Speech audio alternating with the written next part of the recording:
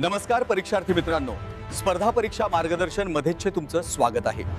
आणि आजच्या top headline पुढील प्रमाणे। सर्वप्रथम केंद्र सरकारने आसाममध्ये वायब्रंट विलेज प्रोग्राम 2 चा शुभारंभ केला आहे। सीमावर्ती गावांचा सर्वांगीण विकास हा या कार्यक्रमाचा मुख्य उद्देश आहे।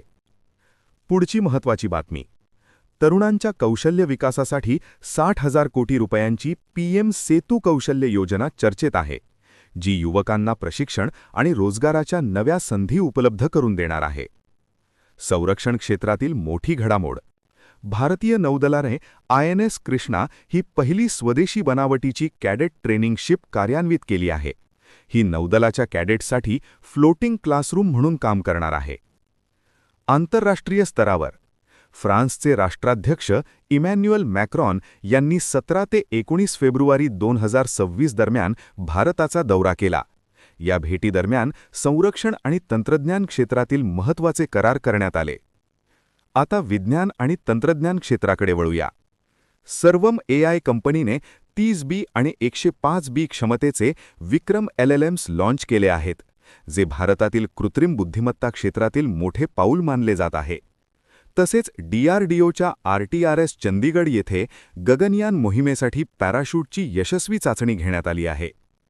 आणखी एक आंतरराष्ट्रीय अपडेट, चीन सिचुआन प्रांतात आपल्या अणुपायाभूत सुविधांचा विस्तार करत असल्याचे अहवाल समोर आले आहेत। क्रीडा क्षेत्रातील महत्त्वाची बातमी, विशाखापट्टणम येथे भारतीय नौदलाद्वारे मिलन 2026 या बहुराष्ट्रीय सागरी सरावाचे आयोजन 15 ते 25 फेब्रुवारी दरम्यान करण्यात आले आहे। तसेच नोव्हेंबर 2026 मध्ये होणाऱ्या प्रतिष्ठित अर्थ शॉट प्राइज सोहळ्याचे यजमानपद मुंबई शहराला मिळाले आहे। आता अर्थकारण आणि इतर महत्त्वाच्या घडामोडी। रिझर्व्ह बँक ऑफ इंडियाने बँकांसाठी ओव्हर द काउंटर परकीय चलन आणि व्याजदर डेरिव्हेटिव्ह करारांची अनिवार्य रिपोर्टिंग सुचवले आहे। 20 फेब्रुवारी रोजी जागतिक सामाजिक न्याय दिन साजरा करण्यात आला।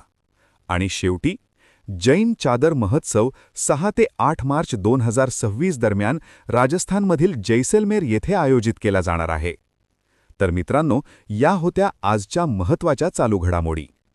अशाच स्पर्धा परीक्षा उपयुक्त अपडेट्ससाठी चॅनलला सबस्क्राईब करा आणि आपले स्पर्धा परीक्षा ॲप नक्की डाउनलोड करा। धन्यवाद।